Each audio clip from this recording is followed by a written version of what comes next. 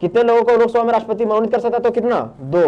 अब पूछे टोटल संख्या कितना 545, पूछे अधिकतम संख्या कितना 550। राज्यसभा में आ जाओ, राज्यसभा के चुनाव में क्या है, देखो राज्यसभा के चुनाव में जीते हुए प्रतिनिधि क्या करते हैं, भाग लेते हैं।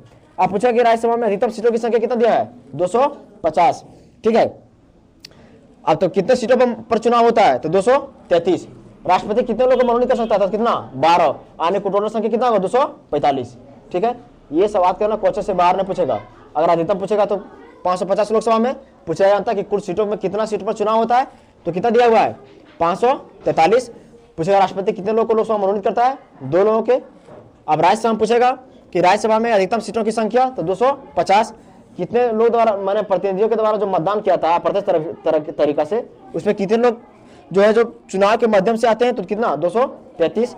राष्ट्रपति कितने लोग को मनोनीत कर सकता है 12, कुल संख्या 245 हो गया, ठीक। ये याद रखेगा।